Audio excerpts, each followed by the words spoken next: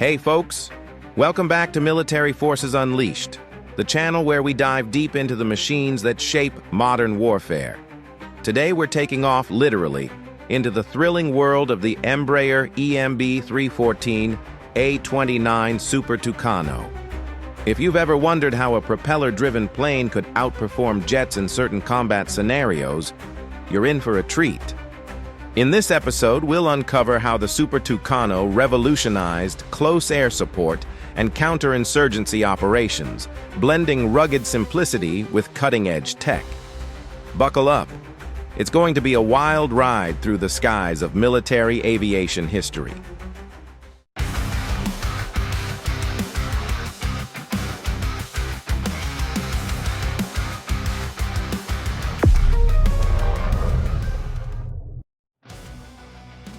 Here's the thing. When most people think of modern air combat, they picture stealth fighters or supersonic bombers. But what if I told you that one of the most effective warplanes in recent history is a humble turboprop? Yeah, you heard me right. A propeller plane.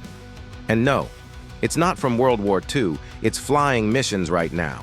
Let's find out why. The story of the Super Tucano begins in Brazil during the late 1980s, a time when Latin America was grappling with insurgencies, drug cartels, and regional conflicts. The Brazilian Air Force needed a versatile aircraft capable of operating in austere conditions while delivering precision strikes against elusive targets. Enter Embraer, the same company behind some of the world's most advanced commercial jets. Drawing inspiration from earlier trainers like the EMB-312 Tucano, engineers set out to create something special. They envisioned a plane that could handle low-altitude reconnaissance, close air support, and pilot training, all without breaking the bank. It was part of a broader trend in military aviation toward cost-effective solutions, much like Norman Friedman would later analyze in his works on defense economics. Let's talk about what makes the Super Tucano tick, or rather, hum. Equipped with a Pratt & Whitney PT6A 6868C turboprop engine, this bird can hit speeds of over 590 km/h, 367 mph, and reach altitudes of up to 35,000 feet. Sure, it won't win any drag races against an F-16, but speed isn't everything.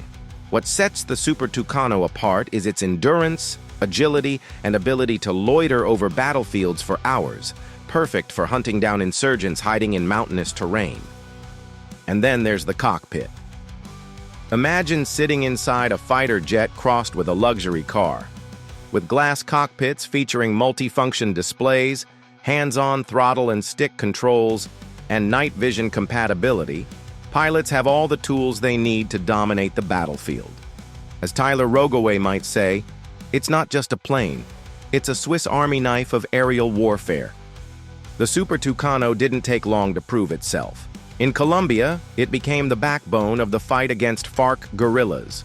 Flying low and slow, these planes could spot enemy camps hidden beneath dense jungle canopies, dropping precision-guided munitions before disappearing back into the clouds. By 2013, Colombian forces credited the Super Tucano with turning the tide in their decades-long conflict. But wait, there's more. Fast forward to Afghanistan, where Afghan pilots trained by NATO began flying the Super Tucano against Taliban forces. According to reports from The Aviationist, these planes racked up impressive kill counts while minimizing collateral damage, a critical factor in counter-insurgency operations.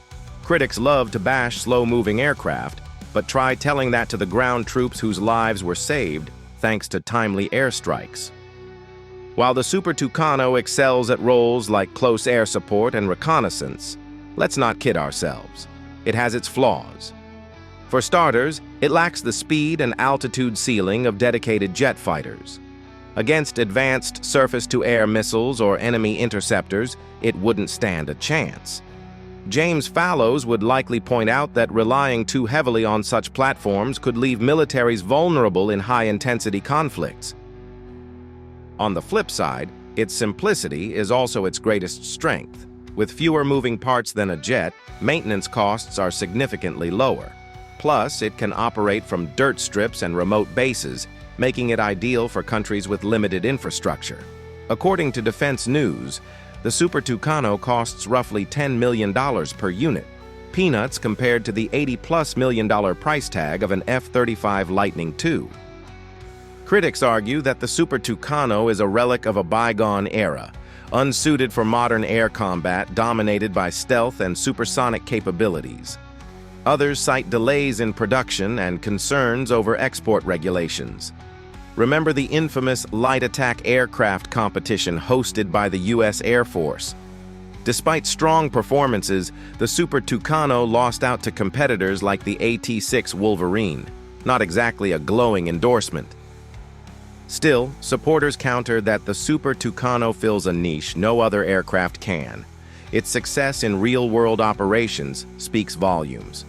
As Norman Friedman might note, sometimes the best weapon isn't the flashiest, it's the one that gets the job done efficiently. At its core, the EMB-314A29 Super Tucano is a testament to human ingenuity. It reminds us that innovation doesn't always mean reinventing the wheel. It's often about refining existing concepts to meet new challenges. Whether patrolling the jungles of South America or supporting coalition forces in the Middle East, this little turboprop has earned its place in military aviation history. So, what do you think? Should we see more of these rugged workhorses on future battlefields, or are they destined to fade into obscurity as drones take center stage? Share your thoughts in the comments below. If you enjoyed this deep dive into the Super Tucano, don't forget to smash that like button and subscribe for more content like this. Which aircraft should we cover next? Maybe the legendary F-111 Aardvark or the stealthy F-117 Nighthawk? Let us know in the comments. Thanks for watching, and until next time, stay curious, stay informed, and keep those engines running.